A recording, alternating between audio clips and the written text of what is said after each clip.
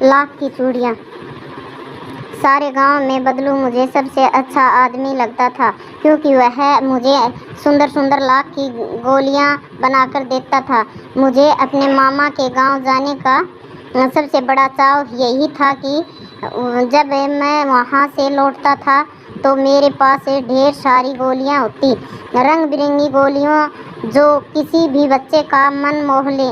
वैसे तो मेरे मामा के गांव का होने के कारण मुझे बदलू को बदलू मामा कहना चाहिए था, परंतु मैं उसे बदलू मामा ने कहकर बदलू काका कहा करता था, जैसा कि गांव के सभी बच्चे उसे कहा करते थे। बदलू का मकान कुछ ऊंचाई पर बना था। मकान के सामने बड़ा सा सहन था, जिसमें एक पुराना नीम का वृक्ष लगा था। उसी के नीचे बैठकर बदलू अपना काम किया करता था। बगल में भट्ठी देखती रहती थी, जिसमें वह लाख पिघलाया करता था। सामने एक लकड़ी की चौखट पड़ी रहती थी, जिस पर लाख के मुलायम होने पर वह उसे सलाख के समान पतला करके चूड़ी का आकार देता था। पास में 4-6 विभिन्न आकार की बेलन नुमा मोगरियां रखी रहती थी, जो आगे से कुछ पतली और पीछे से मोटी होती थी। लाख को चूड़ी का आकार देकर वह उन्हें मोगरियों का पर चढ़ाकर गोल और चिकना बनाता और तब एक एक कर पूरे हाथ की चूड़ियां बनाने के बाद वह उन पर रंग करता था। बदलू यह कार्य सदा ही एक मचिया पर बैठकर किया करता था, जो बहुत ही पुरानी थी। बगल में ही उसका हुक्का रखा रहता था, जिससे वह बीच बीच में पीता रहता था। गांव में मेरा दोपहर का समय अधिकतर बदलू के पास से बीतता था। वह मुझे लल्ला कहा करता था और मेरे पूछते ही मेरे लिए तुरंत एक मचिया मंगा देता था। मैं घंटों बैठे बैठे उसे इस प्रकार चूड़ियाँ बनाते देखता रहता था। लगभग रोज ही वह 4-6 जोड़ी चूड़ियाँ बनाता था। पूरा जोड़ा बना लेने पर वह उसे बेलन पर चढ़ाकर कुछ क्षण चुपचाप देखता रहता, मानो वह बेलन न होकर किसी नववध की कलाई हो। बदलू मनिहार था। चूड़ियाँ बनाना उसका पत्रक पेशा था और वास्तव में वह बहुत ही सुंदर चूड़ियाँ बनाता था। उसकी बनाई हुई चूड़ियों की खपत भी बहुत थी। उस गांव में तो सभी स्त्रियाँ उसकी बनाई हुई चूड़ियाँ पहनती ही थीं। आसपास के गांव के लोग भी उससे चूड़ियाँ ले जाते थे, परंतु वह कभी भी चूड़ियों को पैसों से बेचता न था। उसका अभी तक वस्तु विनिमय का तरीका था और लोग अनाज के बदले उससे चूड़ियाँ ले जाते थे। बदलू स्वभाव से बहुत सीधा था। मैंने कभी भी उसे किसी से झगड़ते नहीं देखा। हाँ, शादी विवाह के अवसर पर वह सारी कसर निकाल लेता था। आखिर सुहाग के जोड़े का महत्व ही कुछ और होता है। मुझे याद है मेरे मामा के यहाँ किसी लड़की की विवाह पर जरा सी किसी बात पर बिगड़ गया था और फिर उसको मानने में लोहे लग गए थे। विवाह में इसे जोड़े का मूल्य इतना बढ़ जाता था कि उसके लिए उसकी घरवाली को सारे वस्त्र मिलते, ढेरों अनाज मिलता, उसका अपने लिए पगड़ी मिलती और रुपये जो मिलते सो अलग। यदि संसार में बदलू को किसी बात से चिढ़ थी तो वह भी थी कांच की चूड़ियों से। यदि किसी भी स्त्री के हाथों में उसे कांच की चूड़ियाँ दिख जाती तो वह अंदर ही अंदर कुढ़ उठता और कभी कभी तो 2-4 बातें भी सुना देता। मुझसे तो वह घंटों बातें किया करता था। कभी मेरी पढ़ाई के बारे में पूछता, कभी मेरे घर के बारे में और कभी यूं ही शहर के जीवन के बारे में। मैं उससे कहता कि शहर में सब कांच की चूड़ियाँ पहनते हैं, तो वह उत्तर देता, शहर की बात और है लला, वहाँ तो सब कुछ होता है। वहाँ तो औरतें अपने मर्द का हाथ पकड़कर सड़कों पर घूमती भी हैं और फिर उनकी कलाइयाँ नाजुक होती हैं न। लाख की चूड़ियाँ पहने तो मोच न आ जाए। कभी कभी बदलू मेरी अच्छी खासी खातिर भी करता था। जिन दिनों उसकी गाय के दूध होता वह सदा मेरे लिए मलाई बचा कर रखता और आम की फसल में तो मैं रोज ही उसके यहाँ से 2-4 आम खाकर आता था। परंतु इन सब इन बातों के अतिरिक्त जिस कारण वह मुझे अच्छा लगता वह यह था कि लगभग रोज ही वह मेरे लिए 1-2 गोलियां बना देता था। मैं बहुधा हर गर्मी की छुट्टी में अपने मामा के यहाँ चला जाता और 1-आध महीने वहाँ रहकर स्कूल खुलने के समय पर वापस आ जाता। परंतु 2-3 बार ही मैं अपने मामा के यहाँ गया हूँगा। कभी मेरे पिता की एक दूर के शहर में बदली हो गई और एक लंबी अवधि तक मैं अपने मामा के गांव न जा सका। लगभग 8-10 वर्षों के बाद जब मैं वहां गया तो इतना बड़ा हो चुका था कि लाख की गोलियां मेरे रुचि नहीं रह गई थी। अंत गांव में होते हुए भी कई दिनों तक मुझे बदलू का ध्यान न आया।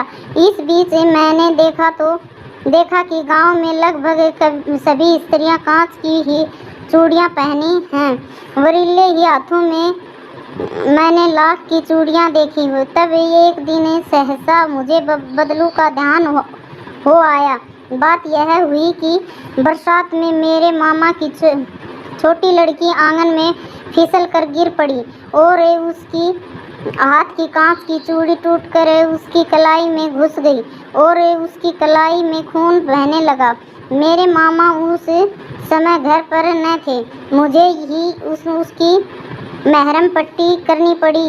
तभी सहसा मुझे बदलू का ध्यान हो आया और मैंने सोचा कि उससे मिल आऊं। अंत शाम को मैं घूमते घूमते उसके घर चला गया। बदलू वहीं चबूतरे पर नीम के नीचे एक खाट पर लेटा था। नमस्ते बदलू काका, मैंने कहा।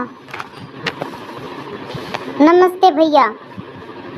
उसने मेरी नमस्ते का उत्तर दिया और उठकर खाट पर बैठ गया परंतु उसने मुझे पहचाना नहीं और देर तक मेरे ओर निहारता रहा। मैं हूँ जनार्दन काका, आपके पास से गोलियां बनवा कर ले जाता था। मैंने अपना परिचय दिया।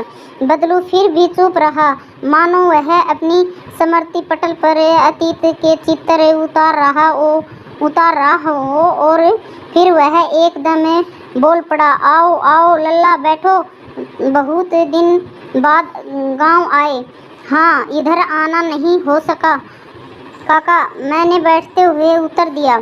कुछ देर फिर शांति रही। मैंने इधर उधर दृष्टि दौड़ाई। न तो मुझे उसकी मचिया नजर आई न ही भट्टी। आजकल काम नहीं करते काका, मैंने पूछा। नहीं लल्ला, काम तो कई साल से बंद है। मेरी बनाई हुई चूड़ियाँ कोई पूछे तब तो गांव गांव में कांच का प्रचार हो गया। वह कुछ देर चुप रहा, फिर बोला, मशीनी युग है न यह लल्ला, मशीनी युग है न यह लल्ला। आजकल सब काम मशीन से होता है। खेत भी मशीन से जोते जाते हैं और फिर जो सुंदरता कांच की चूड़ियों में होती है लाख में कहाँ संभव है। लेकिन कांच बड़ा खतरनाक होता है और बड़ी जल्दी टूट भी जाता है। मैंने कहा, नाजुक तो फिर होता ही है लल्ला। कहते कहते उसे खांसी आ गई और वह देर तक खांसता रहा। मुझे लगा उसे दमा है। अवस्था के साथ साथ उसका शरीर ढल चुका था। उसके हाथों पर और माथे पर नसें उभर आई थी। जाने कैसे उसने मेरी शंका भांप ली और बोला, दमा नहीं है, मुझे फसली खांसी है। यही कोई 1-2 महीने से आ रही है। 10-15 दिन में ठीक हो जाएगी। मैं चुप रहा। मुझे लगा उसके अंदर कोई बड़ी व्यथा छिपी है। मैं देर तक सोचता रहा कि इस मशीनी युग ने कितनी हाथ काट दिए हैं। कुछ देर फिर शांति रही और जो मुझे अच्छी नहीं लगी। आम की फसल अब कैसी है काका? कुछ देर पश्चात मैंने बात का विषय बदलते हुए पूछा। अच्छी है लल्ला, बहुत अच्छी है, उसने लहक करे उत्तर दिया और अंदर अपनी बेटी को आवाज़ दी। अरे रज्जो, लल्ला के लिए आम तो ले आ। फिर मेरी ओर मुखातिब होकर बोला, माफ़ करना लल्ला, तुम्हें आम खिलाना भूल गया था। नहीं नहीं काका, आम तो इस साल बहुत खाए हैं। वाह वाह, बिना आम खिलाए कैसे जाने दूंगा तुमको। मैं चुप हो गया। मुझे वे दिन याद हो आए और जब वह मेरे लिए मलाई बचा कर रखता था। गाय तो अच्छी है ना काका? मैंने पूछा। गाय कहाँ है लल्ला? 2 साल हुई बेच दी। कहाँ से खिलाता? इतने में रज्जो, उसकी बेटी, अंदर से एक डलिया में ढेर सारे आम ले आई। यह तो बहुत हैं काका, इतने कहाँ खा पाऊंगा, मैंने कहा। वाह वाह, वह हंस पड़ा। शहरी ठहरे न, मैं तुम्हारी उम्र का था तो इसके दुगने चुगने आम एक बखत में खा जाता था। आप लोगों की बात और है, मैंने उत्तर दिया। अच्छा बेटी, लल्ला को 4-5 आम छांट कर दो, सिंदूरी वाले देना। देखो लल्ला कैसे हैं, इसी साल यह पेड़ तैयार हुआ है। रज्जो ने 4-5 आम उंगली में लेकर मेरी ओर बढ़ा दिए।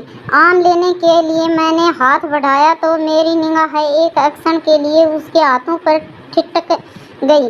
गोरी गोरी कलाइयाँ पर लाख की चूड़ियाँ बहुत ही फप रही थीं। बदलू ने मेरी दृष्टि देख ली और बोल पड़ा, यही आखिरी जोड़ा बनाया था। जमींदार साहब की बेटी के विवाह पर 10 आने पैसे मुझको दे रहे थे।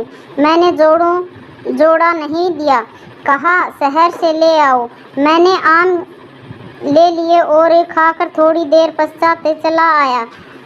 मुझे प्रसन्नता हुई कि बदलू ने हार कर भी हार नहीं मानी थी। उसका युक्तित्व एक कांच की चूड़ियों जैसा न था कि आसानी से टूट जाए। धन्यवाद।